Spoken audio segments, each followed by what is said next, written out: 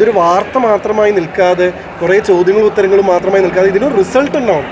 അതിന് സിസ്റ്റം തന്നെ വേണം. ഈ സിസ്റ്റം, ഇവിടുത്തെ നിയമ നടപടി ഒരു റിസൾട്ട് ഉണ്ടാക്കിയാലാണ് സ്വാഭാവികമായിട്ടും നമ്മൾ ഇത്രയും നിങ്ങളൊക്കെ ഈ കഷ്ടപ്പെട്ടതിന് ഗുണമുണ്ടാവുള്ളൂ.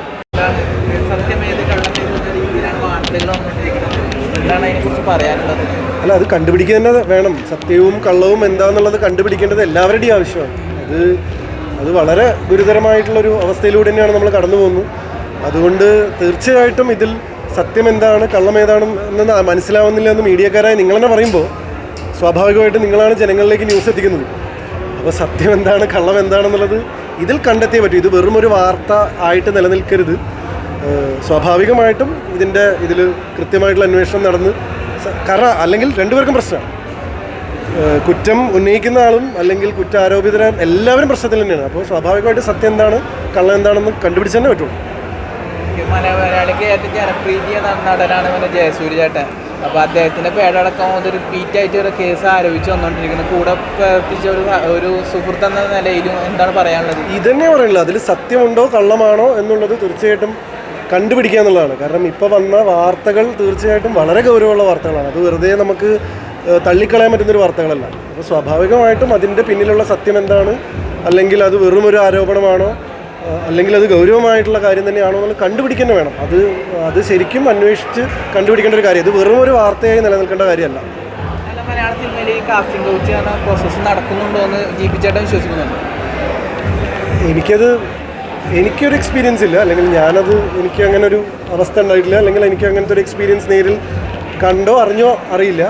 പക്ഷേ ഇപ്പോൾ ഇത്രയും ആൾക്കാർ ഇങ്ങനെ പറയുമ്പോൾ എഗെയിൻ ഞാൻ അതേ പോയിന്റിലേക്ക് തന്നെ എത്തുന്നു. കാരണം നമ്മളിത് വാർത്തകൾ കേൾക്കുന്നു, പക്ഷേ ഒരു വാർത്ത സത്യമാണോ അല്ലേ എന്നുള്ളത് നമ്മളുടെ ഇവിടുത്തെ നിയമം അതിൻ്റെ സിസ്റ്റത്തിലൂടെ അന്വേഷിച്ചാലേ നമുക്ക് അറിയുള്ളൂ. പക്ഷേ ആകെയുള്ളൊരു എന്താ വെച്ചാൽ ഇത് ഒരുപാട് കാലം ഇതൊരു 5 കൊല്ലം എടുത്തിട്ട് അതിൻ്റെ റിസൾട്ട് വരിക എന്നുള്ളൊരവസ്ഥ വരരുത് എന്നുള്ളതാണ് ഇവിടെയുള്ള എപ്പോഴുള്ള പ്രശ്നം. അതാണ് നമ്മളെല്ലാവരും ഒരു സംഭവം വരുന്നു, അതിനെക്കുറിച്ച് ചർച്ച ചെയ്യപ്പെടുന്നു, പിന്നെ ഒരു 5 കൊല്ലമായിട്ട് ഇതിനൊരു എന്തോ ആയിക്കോട്ടെ, what ever B the result, ഒരു റിസൾട്ട് വരണ്ടേ. ഇത് സത്യമാണോ, ഇത് നുണയാണോ, ഇത് കുക്ഡപ്പാണോ, അല്ലെങ്കിൽ ശരിക്കും സംഭവിച്ചാണോ, ഇതിനൊരു റിസൾട്ട് വേണ്ടേ. നമ്മുടെ സിസ്റ്റം അതാണ് ഇതിൽ ഏറ്റവും സങ്കടകരമായിട്ടുള്ള കാര്യം. നമുക്കിതിന് മുമ്പ് ഉണ്ടായിട്ടുള്ള നമ്മൾ ഒരുപാട് ചർച്ച ചെയ്ത സംഭവം ഇപ്പോഴും അതിനൊരു സൊല്യൂഷൻ ഉണ്ടോ, അതിൻ്റെ റിസൾട്ട് എന്താണെന്ന് നമുക്ക് എല്ലാവർക്കും അറിയൂ. എന്താണ് അതിൻ്റെ റിസൾട്ട് എന്നുള്ളത് അറിയൂ. ഇത് പറഞ്ഞു തരേണ്ടത് സത്യം പറഞ്ഞു കഴിഞ്ഞാൽ ഇവിടുത്തെ നിയമ വ്യവസ്ഥയല്ലേ. അത് യുദ്ധകാല അടിസ്ഥാനത്തിൽ ഇതിനൊരു റിസൾട്ട് ഉണ്ടാവണ്ടേ. അത് ഇതിലെങ്കിലും ഉണ്ടാവണം എന്നുള്ളതാണ് ശരിക്കും. അതിലാണ് നമ്മളുടെ കൺസേൺ പോകേണ്ടത്. കാരണം നമ്മളിവിടെ കുറേ വാർത്തകൾ ഉണ്ടാക്കുന്നു, പുതിയ വാർത്തകൾ എല്ലാ ദിവസവും വരുന്നു, ഈ വാർത്തകൾ അങ്ങോട്ടും ഇങ്ങോട്ടും ചർച്ചയാവുന്നു, പിന്നെ അത് കഴിഞ്ഞിട്ട് അടുത്ത വാർത്ത വരുമ്പോൾ നമ്മൾ ആ വാർത്തയുടെ പിന്നാലെ പോകുന്നു. ഈ മാസത്തിൽ തന്നെ ഇപ്പോൾ 3ാമത്തെ ഏറ്റവും വലിയ ഹൈലൈറ്റാണ് നമ്മുടെ സംഭവങ്ങൾ. അവിടെ നിൽക്കരുത്. ഇപ്പോൾ വയനാട് എന്തുണ്ടായി എന്നുള്ളപ്പോൾ ഒരാൾക്കും അറിയില്ല. അപ്പോൾ എല്ലാം ഇതാണ്.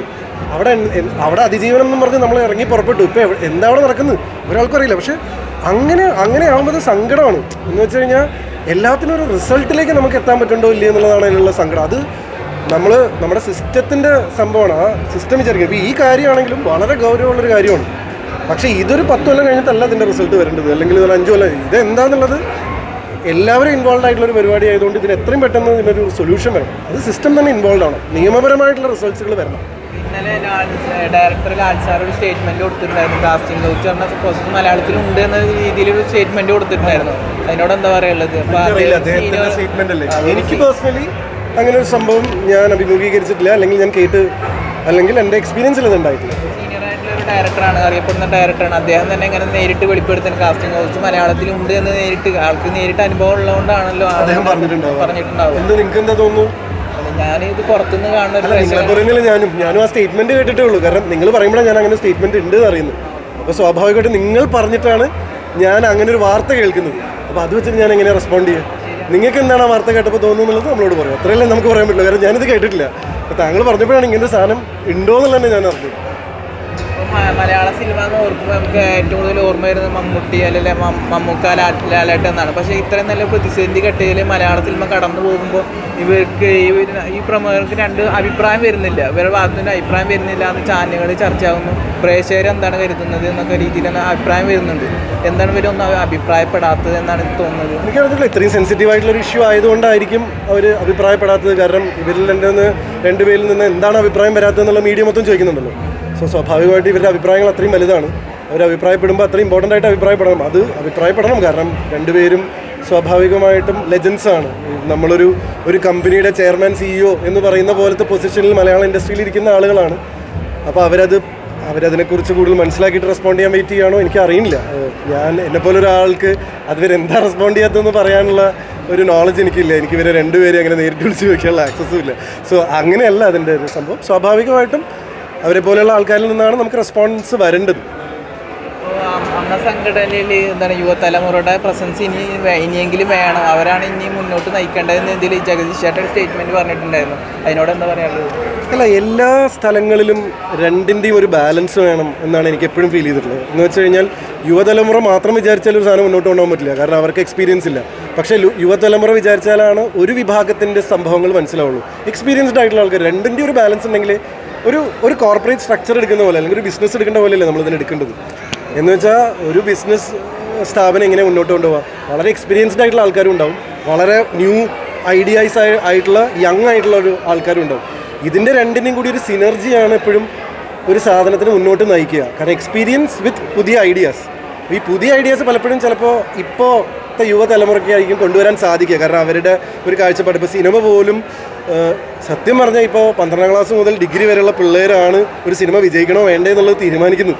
കാരണം അവർക്ക് ഇഷ്ടപ്പെടുന്നുണ്ടെങ്കിൽ മാത്രം, അവരിഷ്ടപ്പെടുന്നുണ്ടെങ്കിൽ ഫാമിലി പോലും വന്ന് കാണുന്നു. ഫാമിലി സബ്ജക്ട്സ് നമ്മൾ ഇറക്കിയിട്ട് ഫാമിലി അല്ല വരുന്നത്. ഡിഗ്രി ടു ആ കോളേജ് പിള്ളേർ വന്നിട്ട് ഇത് ഫാമിലി സബ്ജക്റ്റ് വേണ്ട, അല്ലെങ്കിൽ അങ്ങനത്തെ ഒരു സ്പേസിലേക്കാണ് പോകുന്നത്. അപ്പോൾ സ്വാഭാവികമായിട്ടും യുവതലമുറ ഒരു ഡിസിഷൻ മേക്കേഴ്സാണ്. ബട്ട് ഹാവിങ് സെഡ് ദാറ്റ്, നമ്മൾ കുറച്ചും കൂടി എക്സ്പീരിയൻസ്ഡ് ആയിട്ടുള്ള ആൾക്കാരും ഇത് രണ്ടും കൂടി കൂടുമ്പോഴല്ലേ നമുക്ക് റിസൾട്ട് ഉണ്ടാവുന്നത്. രണ്ടും ആവശ്യമില്ല, അത് എന്തിലും ആവശ്യമില്ല, സിനിമയിൽ മാത്രമല്ല ഒരു ഭരണഘടനയിലും നമുക്ക് ആവശ്യമുണ്ട്. ഒരു കമ്പനി മുന്നോട്ട് കൊണ്ടുപോകാൻ ആവശ്യമുണ്ട്. എല്ലായിടത്തും എക്സ്പീരിയൻസ് വിത്ത് നോവൽ ഐഡിയാസ് വരുമ്പോഴല്ലേ ഇതിന് ഭംഗി ഉണ്ടാവുന്നു. ഇപ്പോൾ നടന്നുകൊണ്ടിരിക്കുന്ന ഈ ചർച്ച അല്ലെങ്കിൽ ഈ കോലാഹലങ്ങളൊക്കെ നാളത്തേക്കുള്ള ഒരു നല്ല നീക്കത്തിനായി പ്രതീക്ഷിക്കുന്നുണ്ടോ? തീർച്ചയായിട്ടും ചർച്ചകളെല്ലാം നല്ല കാര്യങ്ങളല്ലേ. എപ്പോഴും ഒരു സംഭവം ഇതുപോലെയുള്ള ചർച്ചകളല്ലേ ഇതുപോലെയുള്ള സാധനങ്ങൾക്ക് കൂടുതൽ കാര്യങ്ങൾ മുന്നോട്ട് വെക്കുന്നത്. എനിക്ക് ഫീൽ ചെയ്യുന്നത് വെച്ചാൽ ഇതിന് ടോട്ടൽ ഒരു ആവശ്യത്തിനും കൂടെ മുന്നോട്ട് നിർത്തണം. അപ്പോൾ ചർച്ച ചെയ്യപ്പെടുന്നതെല്ലാം ഒരു സെഗ്മെൻറ്റ് സ്വഭാവത്തിലുള്ളതാണ്. എന്ന് വെച്ചാൽ പീഡനാരോപണങ്ങളും പരിപാടികളും സാധനങ്ങളുമാണ്. അതിലുപരി എന്തൊക്കെ മാറ്റങ്ങൾ വരുത്താം എന്നുള്ളത് കൂടെ നമുക്ക് ഇതിലേക്ക് കൊണ്ടുവരാൻ സാധിച്ചതൊരു അവസരമാണ്. എന്ന് വെച്ചാൽ സ്ത്രീകൾക്ക് പലപ്പോഴും ഞാനിപ്പോൾ ഇതിലത്തെ കുറേ വീഡിയോസ് ഞാൻ ഈ ഹേമ കമ്മിറ്റി റിപ്പോർട്ട് അത്ര കാര്യമായിട്ട് പഠിച്ചൊരു വ്യക്തിയല്ല. അത് 250 പേജുള്ളൊരു വലിയ റിപ്പോർട്ടാണ്. പക്ഷേ കുറേ പേര് അഡ്രസ്സ് ചെയ്യുന്ന വീഡിയോസും കാര്യങ്ങളൊക്കെ കണ്ടപ്പോൾ പല സ്ഥലങ്ങളിലും പറയപ്പെടുന്നത് ഇപ്പോൾ പെൺകുട്ടികൾക്ക് കൃത്യമായിട്ടുള്ള ടോയ്ലറ്റ് ഫെസിലിറ്റീസ് ഉണ്ടാവുക, ഔട്ട്ഡോർ ഷൂട്ട്. ഞങ്ങളുടെ ഇൻഡസ്ട്രി എന്ന് പറയുന്നത് ഒരു ഓഫീസ് സെറ്റപ്പ് പോലെയല്ല, 9 to 5 ജോബല്ല, ഒരു ലൊക്കേഷനിൽ എല്ലാ ദിവസവും ഉണ്ടാകുന്നൊരു സംഭവമല്ല, പല സ്ഥലത്തും ഉണ്ടാകുന്ന ഒരു പരിപാടിയാണ്. സ്വാഭാവികമായിട്ടും അങ്ങനത്തെ സ്ഥലങ്ങളിൽ അപ്പോൾ ഇങ്ങനത്തെ ഫെസിലിറ്റീസ് ഉണ്ടാക്കുക തുടങ്ങിയ കാര്യങ്ങൾ ഇപ്പോൾ ഒരുപാട് സ്ഥലത്ത് അത് വന്നു കഴിഞ്ഞു.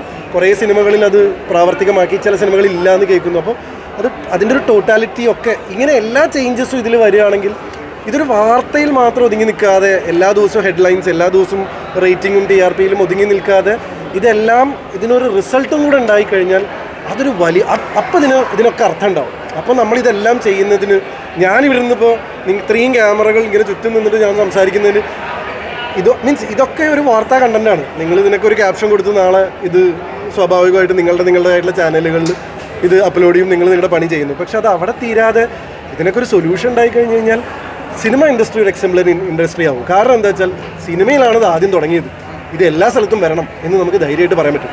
മാത്രമല്ല മലയാള സിനിമയിലാണ് ഇത് ആദ്യം തുടങ്ങിയത്. കാരണം നിങ്ങൾക്ക് തോന്നുന്നുണ്ടോ അത് മലയാള സിനിമയിൽ മാത്രമാണെന്നും, അല്ലെങ്കിൽ നിങ്ങൾക്ക് തോന്നുന്നുണ്ടോ അത് സിനിമ ഇൻഡസ്ട്രിയിൽ മാത്രമാണെന്ന്? പക്ഷേ സിനിമയാണ് ഏറ്റവും കൂടുതൽ ആൾക്കാരെ ഇൻഫ്ലുവൻസ് ചെയ്യുന്നത്. കാരണം ഇത് ചർച്ച ആയതെന്ന് വെച്ചാൽ സിനിമാക്കാരാണ് ഇവിടെ ഏറ്റവും കൂടുതൽ ബ്രാൻഡ്സ് എൻഡോസ് ചെയ്യുന്നത്, സിനിമാക്കാരാണ് ഏറ്റവും കൂടുതൽ ആളുകളെ ഇൻഫ്ലുവൻസ് ചെയ്യുന്നത്. സിനിമയിൽ തന്നെയാണ് ഇത് ആദ്യം മാറുന്നത്. കാരണം ഏറ്റവും കൂടുതൽ ആൾക്കാർക്ക് ഇൻഫ്ലുവൻസ് ഉണ്ടാകുന്ന ഒരു ഇൻഡസ്ട്രിയാണ്.